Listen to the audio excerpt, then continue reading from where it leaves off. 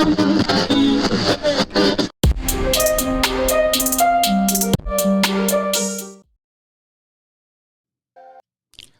to rBeatz.com and local music somewhere. Today we have a special guest because, as you know, we're always trying to help independent artists and help them to know more about the industry so that they can achieve their dreams and know that these dreams are real and they are really in the driver's seat and they need to know more about that. So today I was able to secure a very special guest. She is an entertainment attorney. She's an artist manager and she's general counsel for Symphonic Distribution. And today we're going to talk about how you do have the power and the tools that you have for that. So would you welcome my guest today, Patra Sinner. Welcome, Petra. Oh, thank you so much for having me. I'm happy to be here.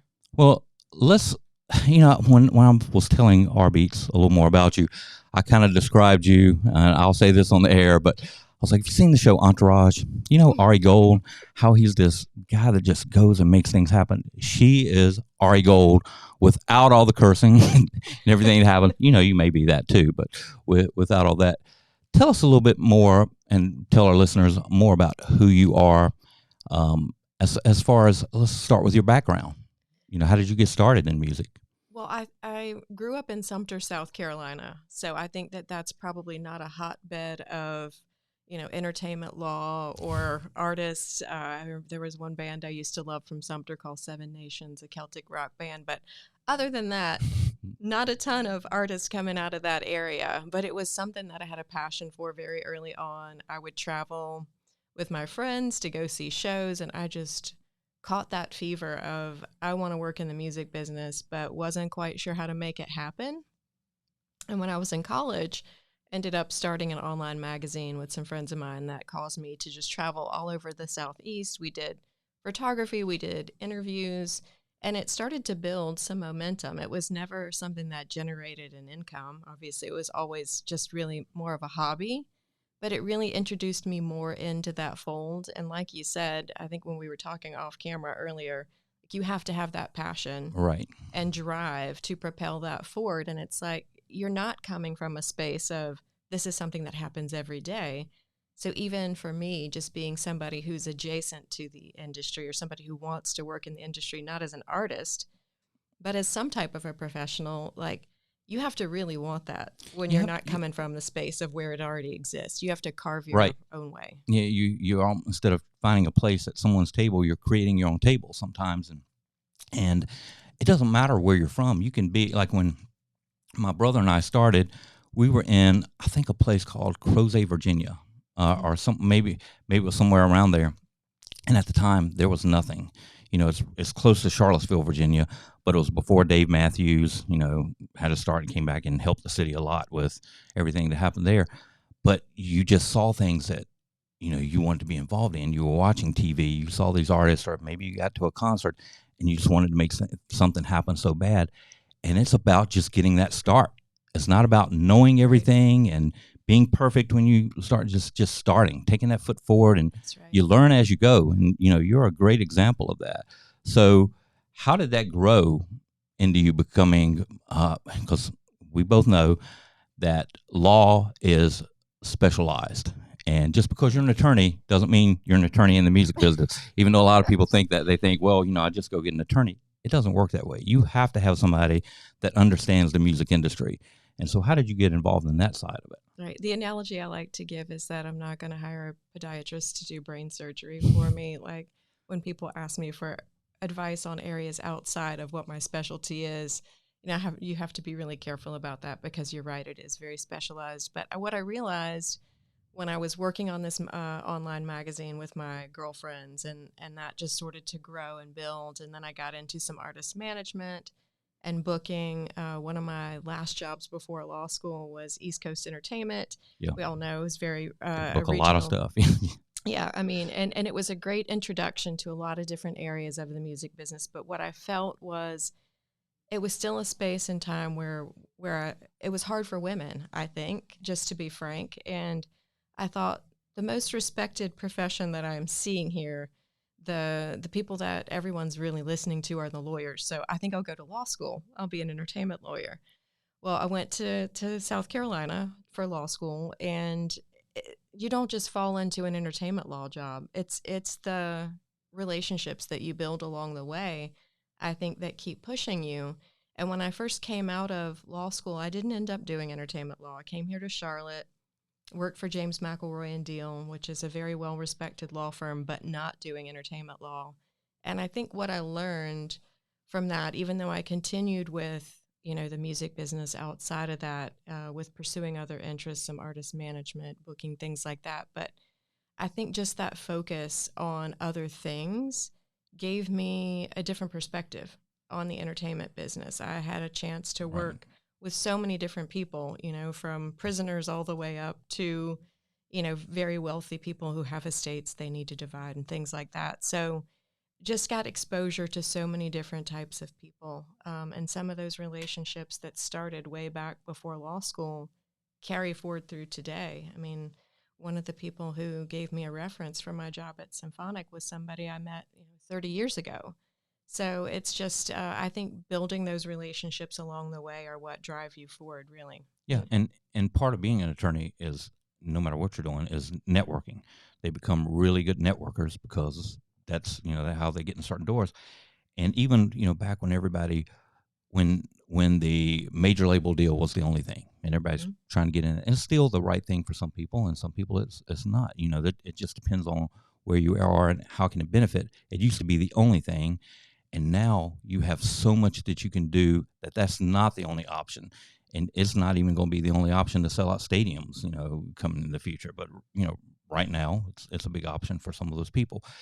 But the key in that is somebody they know. And it's either a great artist manager or it's an entertainment attorney most of the time.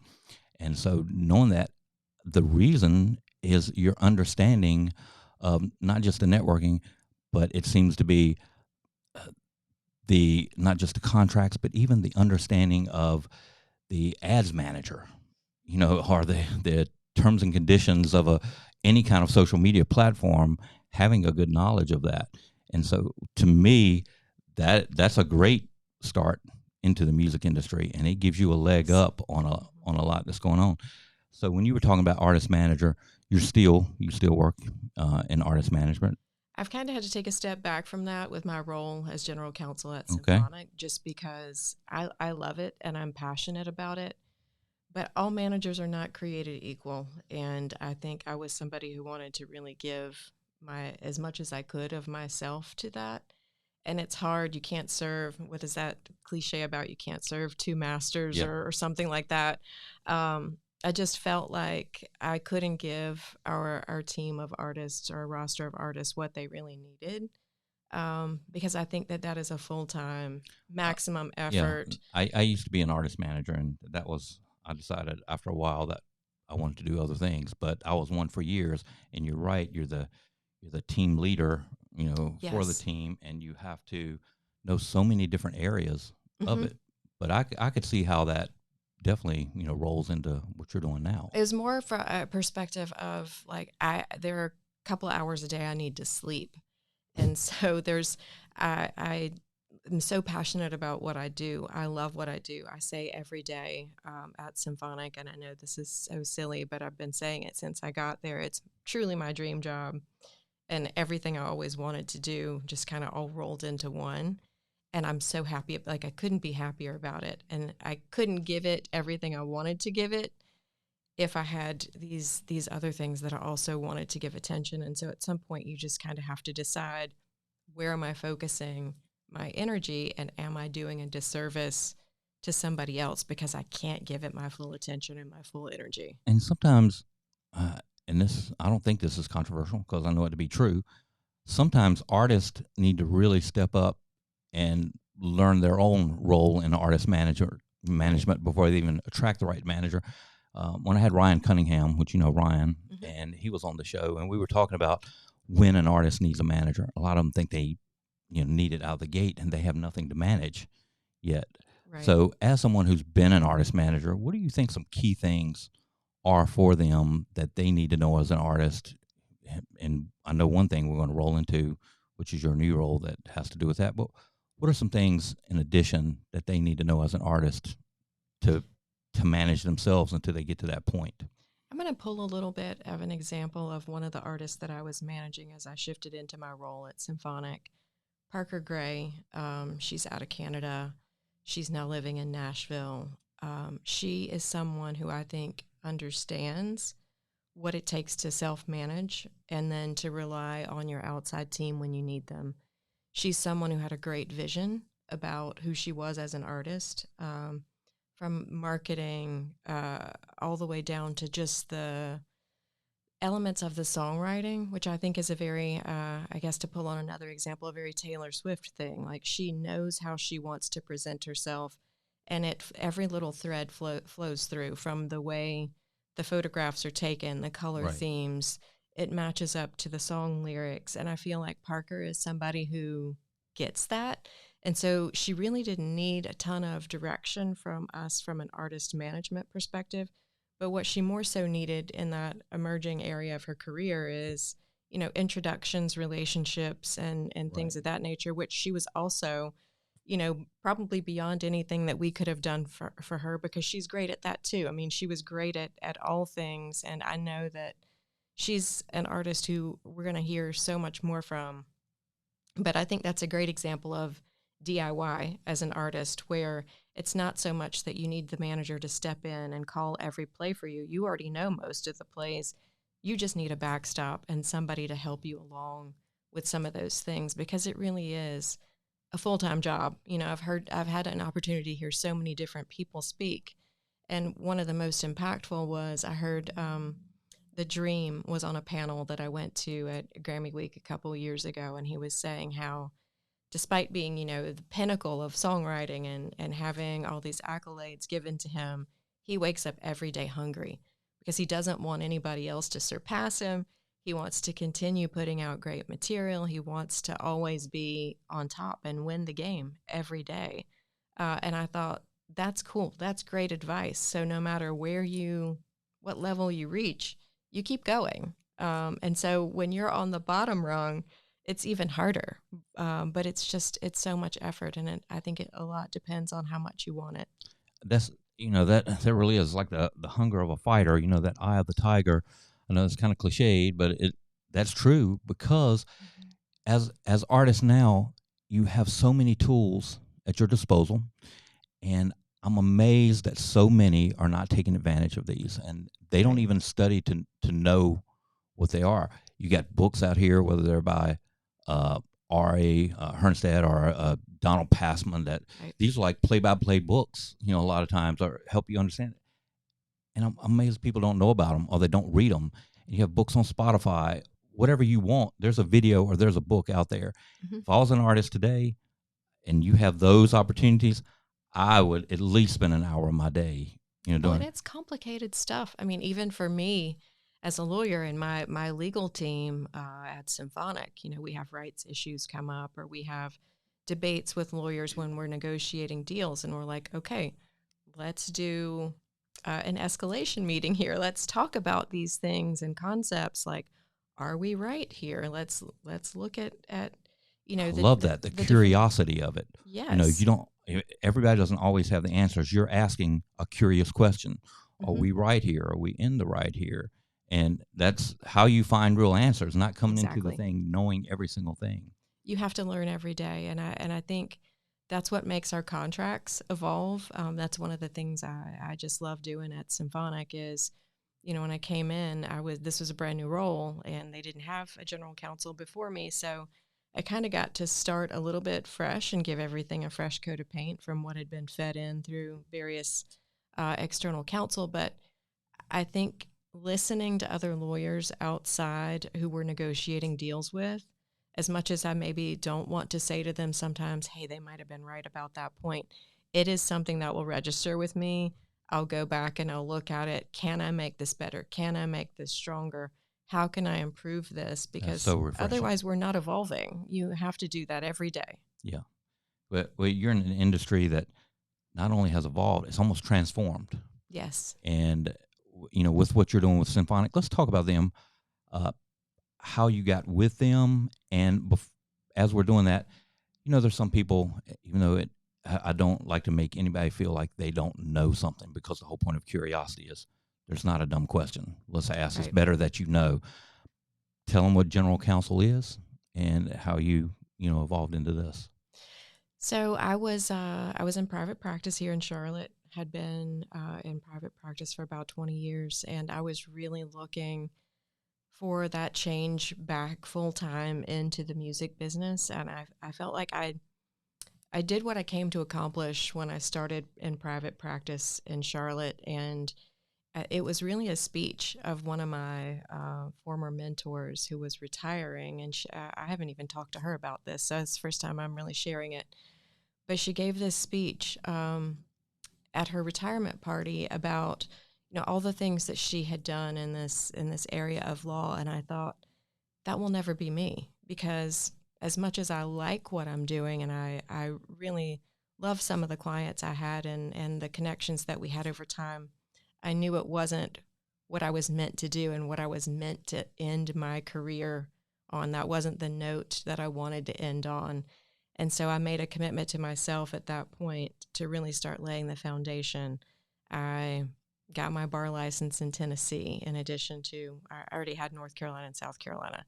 Started traveling to Nashville on my own dime, just being there as much as I possibly could to network, make relationships.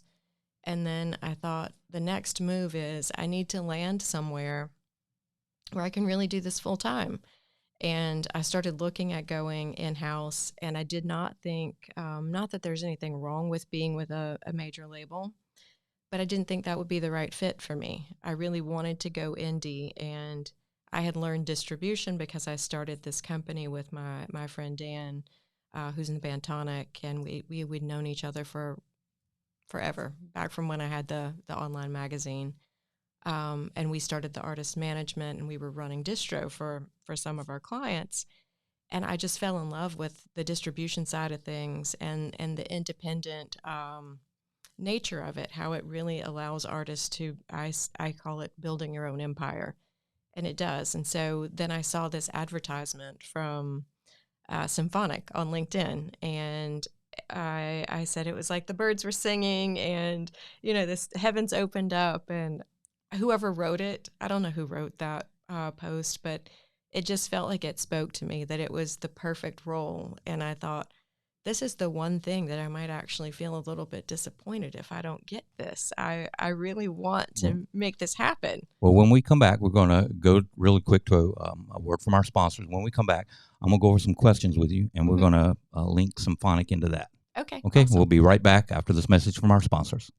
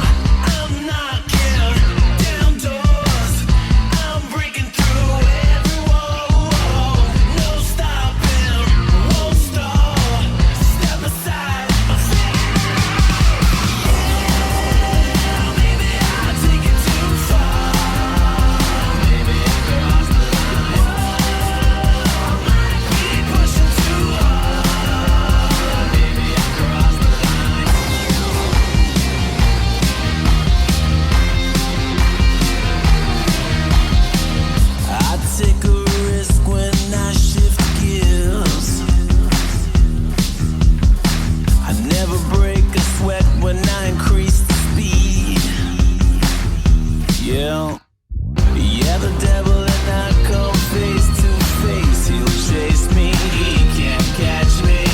I'm supersonic, a mean machine. Go, I'm knocking down doors. I'm breaking through every wall. No stopping, won't stall. Step aside.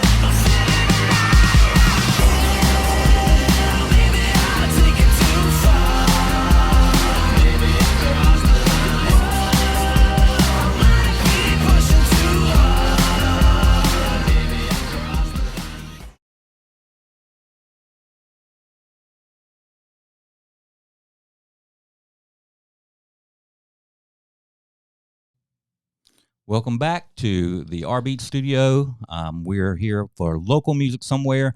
My guest today, Patra Sinner, and she's a general counsel of Symphonic Distribution. So let's pick back up and tell us what general counsel is.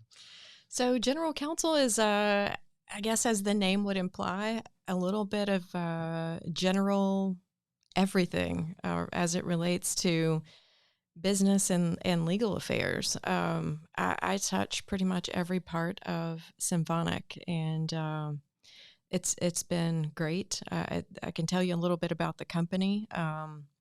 It was founded in 2006 by our CEO, Jorge Brea. Kind of developed out of his mom's garage, I think, as the story goes, but he was putting out his own music independently, and then his friends caught on that he was doing a great job at it. So it just started to snowball and grow from there. And I think that's one of the things that I love about the company is that really kind of grassroots effort from the beginning of it that has expanded into something that is now global. We are a global company.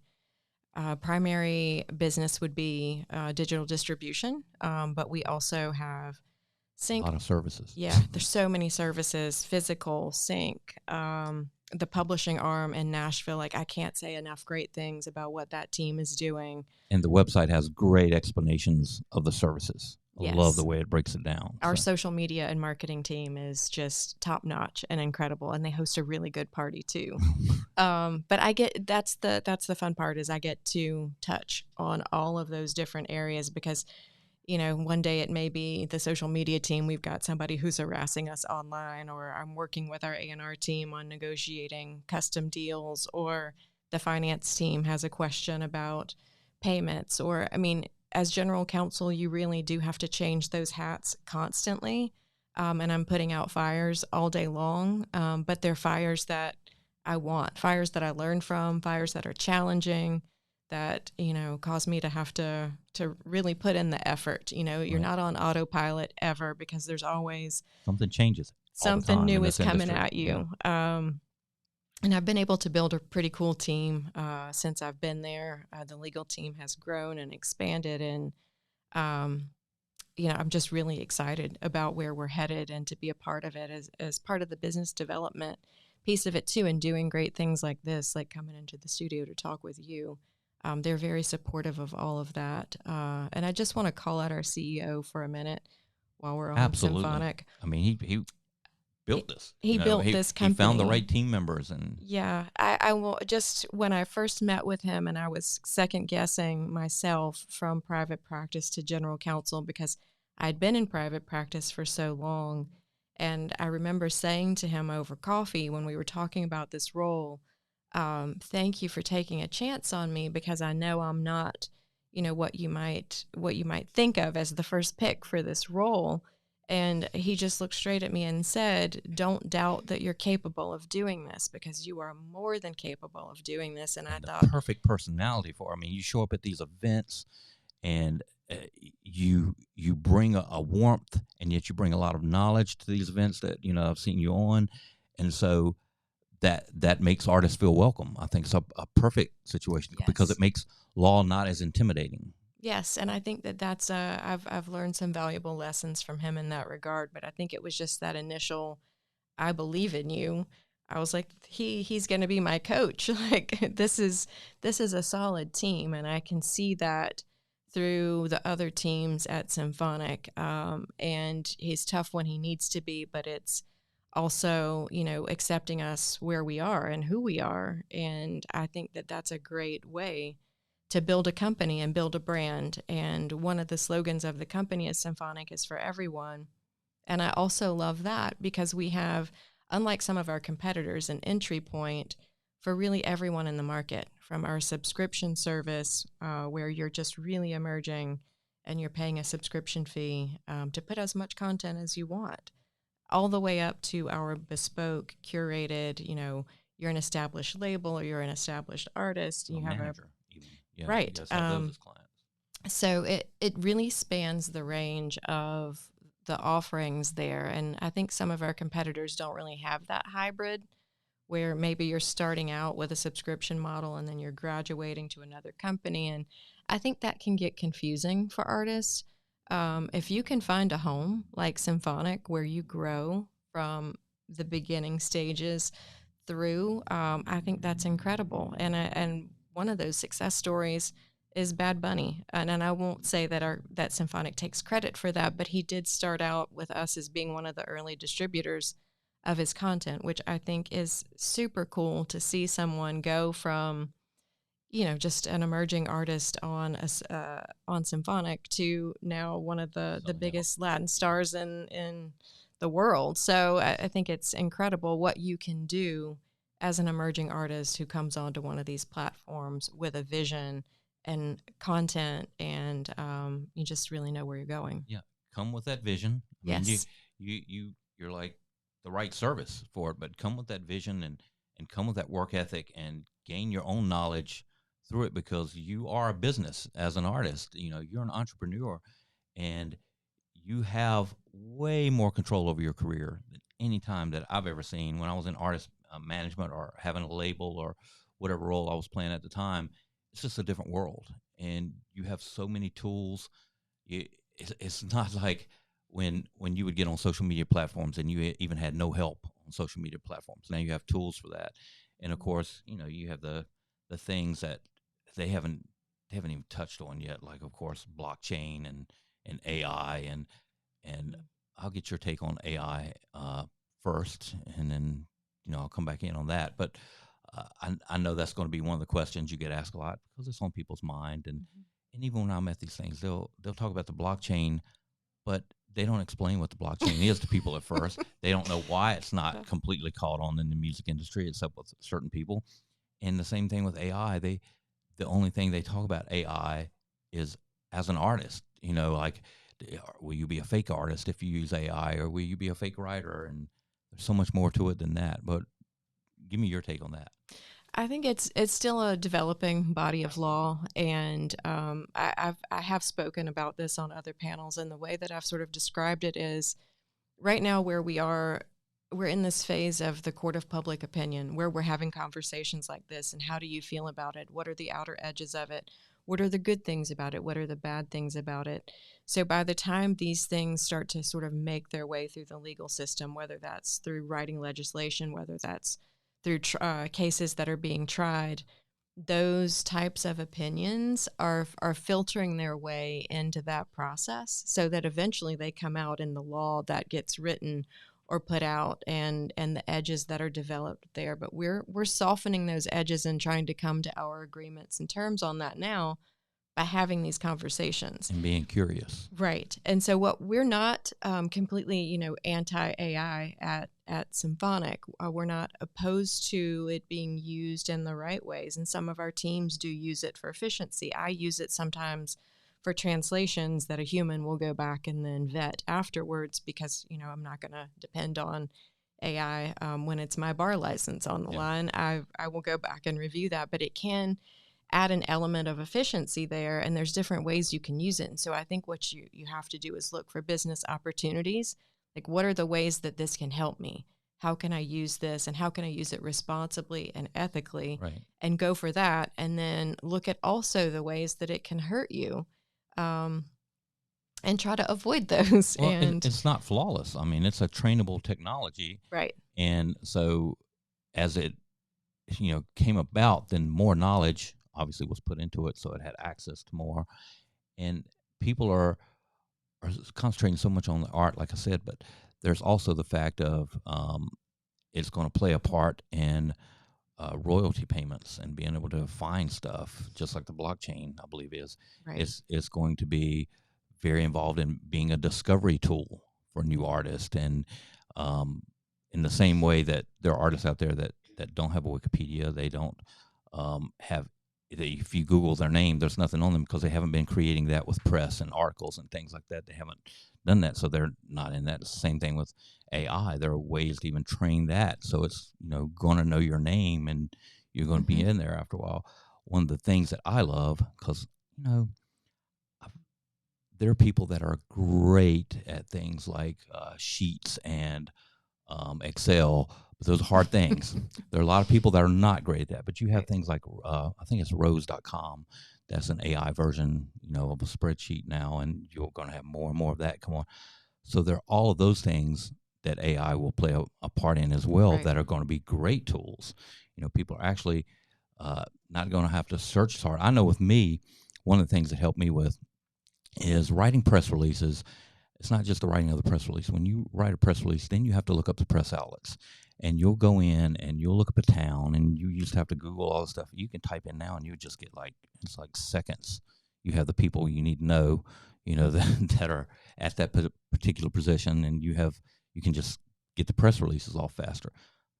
When there are things like on all the platforms where there are money resources you don't even know you have for your song that you'll be able to find through a search tool, like through a discovery tool. And so to me, that's been as important, and I don't see it in the conversation really at all. And I don't know why it's not there, but that's a pretty big thing for artists as entrepreneurs. Well, I think it's easy to talk about the scary things and the scary aspects of things as opposed to all the good things that you just highlighted. And I do think some of the things that you've mentioned, like the attribution models, being able to identify gaps in royalties and where you may not be collecting.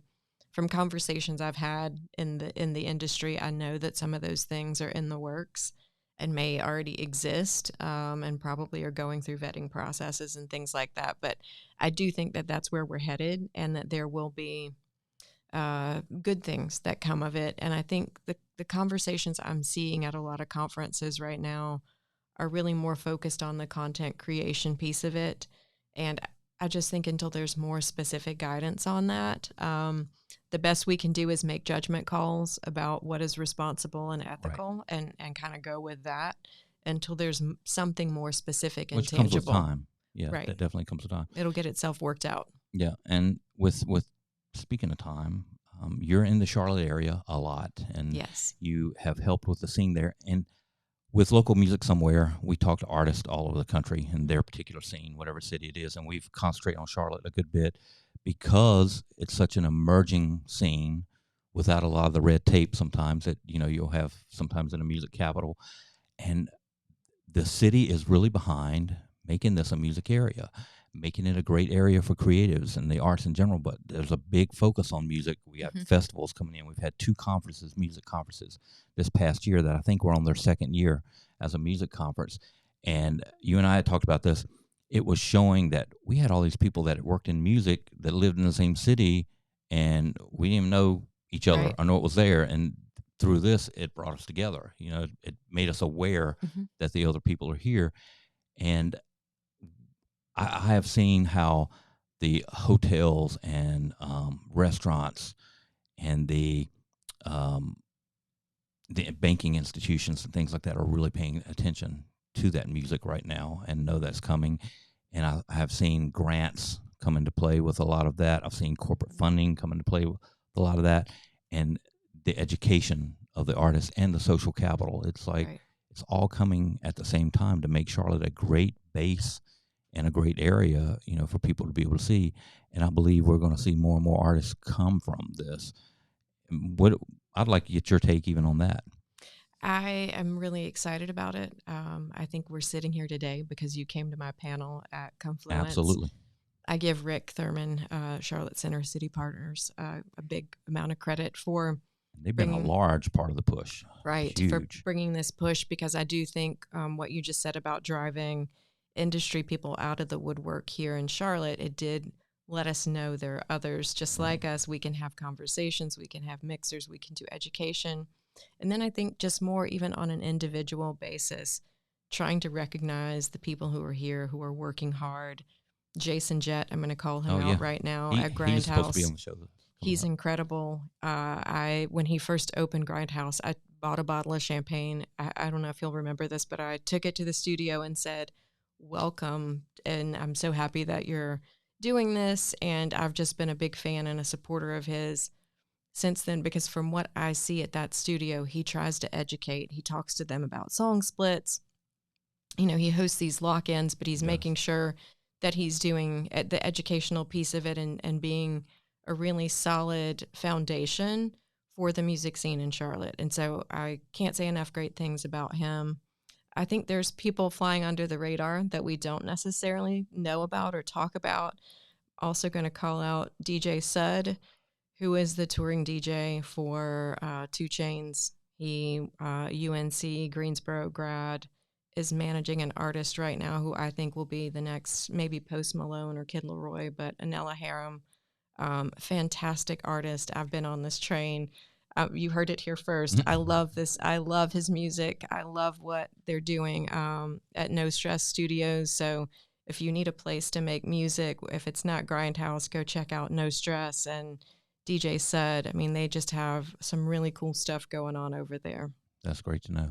And of course, I don't know if you know Sainted Choir from this area, but DJ Fannie Mae, who you see as the DJ at the football club, and her and Dennis, you know, Sainted Choir is just America's Got Talent. They were in the finals for that. I mean, they've been on several of the big programs lately, and so there's another thing that's happening that's coming from here, and it's becoming visible.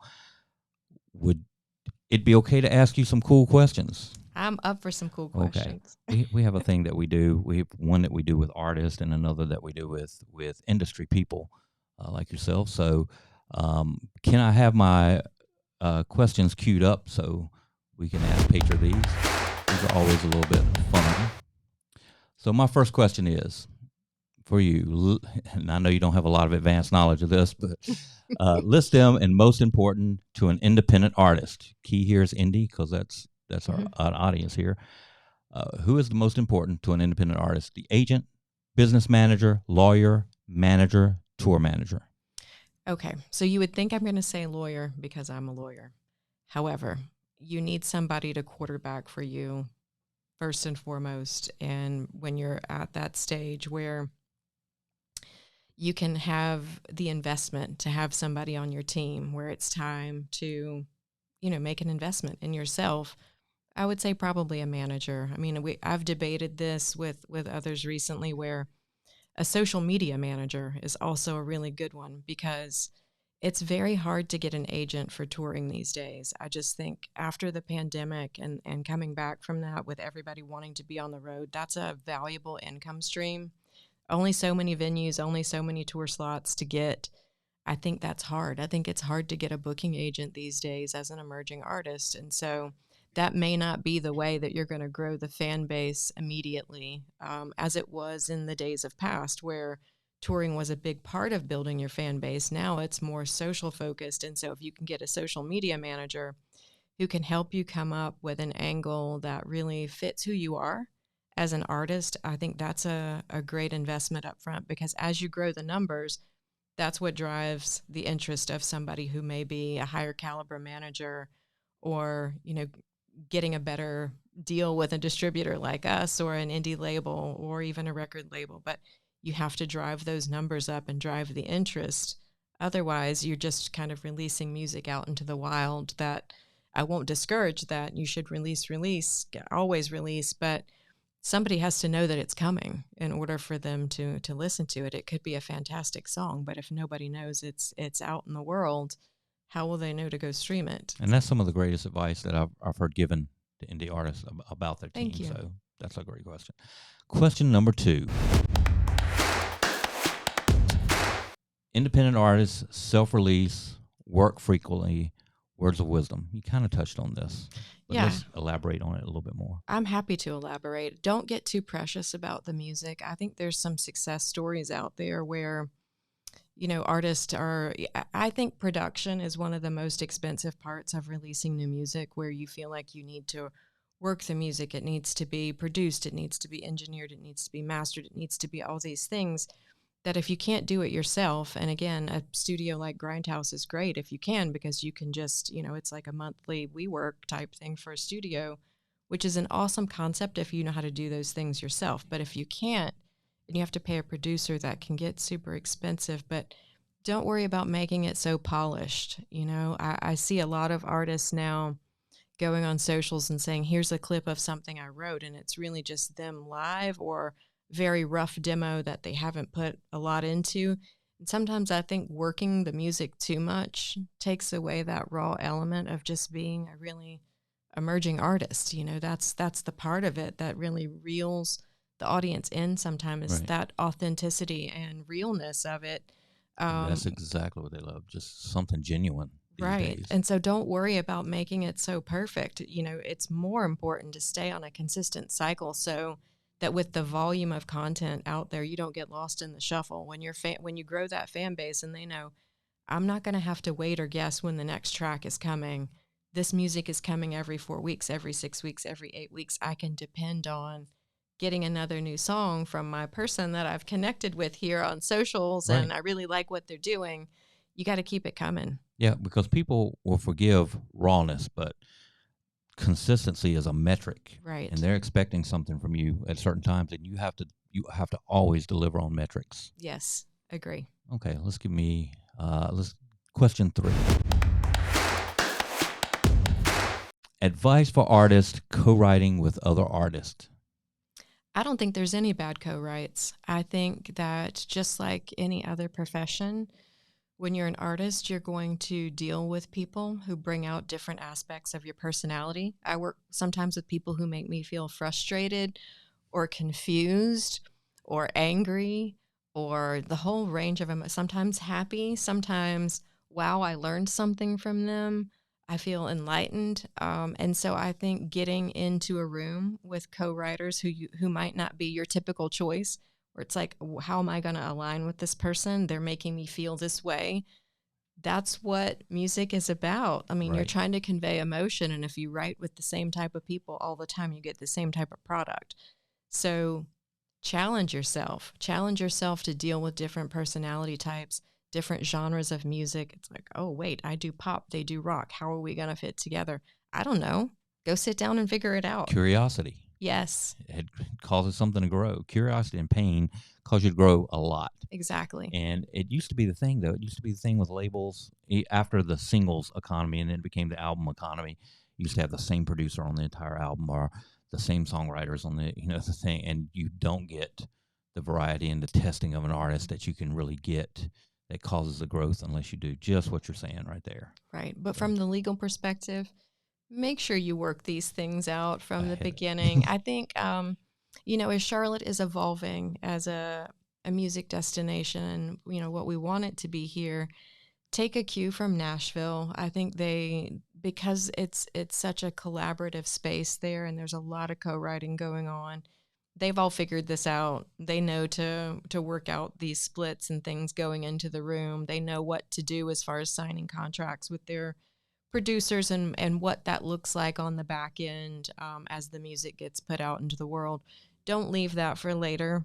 There have been a couple of times where we wanted to pursue artists with Symphonic who had maybe viral moments or whatever, but because they had some legal issues that were hanging around from not having resolved these things with their collaborators up front, it really, hindered our ability to move forward as quickly as we would have liked because they had other things to resolve.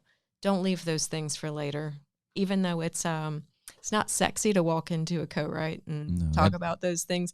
You have to. You have to. And that's great advice to end on today, because just like you're saying, with Charlotte, when you have a Nashville songwriters round that comes to town, go there, talk to those people, listen to their stories, go up and meet them. They're right there in the round. They will talk to you, and watch videos of the things they've learned. Contact people like Symphonic, and that can really, they have the experience. They can get you around things you will not have knowledge of, and you will save yourself a lot of money and keep yourself from making a lot of mistakes. You know what? I said end on. Let me ask you one more question before we go. Okay. Let me have the question pulled up. Let's have the question pulled up about Petra. I want the other one about her. Go ahead. I'll just ask you, what is your favorite, I would say, Petra moment that you've had in this industry? I would have to take it all the way back to when I first started and was so young and excited about being in the music business. And I had this online magazine with my girlfriends, and we applied for this crazy contest. I think it was a collaboration between Levi's, Jeans, and maybe Spin Magazine, but we had to send in a video, and you were applying to go on tour with the Goo Goo Dolls and Sugar Ray.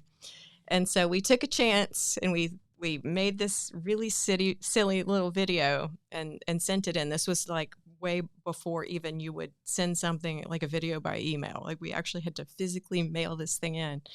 And we got picked, and we went on this tour. We had a Levi's themed tour bus. We got all branded. They took us shopping. We got media trained and gave media interviews in each city. And I just remember that as being super fun. And now that I know more about touring and the business and what the crew actually has to do, and it's not host parties like we were doing, it's real work. My husband was a touring professional for a long time. But that was a really fun time. I think it just made us feel like our hard work there that we were doing kind of for free had paid off. That's so cool. That's very cool. Well, thank you for being with us today. You were just such a wealth of knowledge. Oh, thanks. And just so great to have you on the show. You're so great to talk to. And I just want to, for all our listeners out there, just to let you know, we have people like this on the show because these are things that you need to learn to get where you want to go in the music industry. This is more than just a dream for you.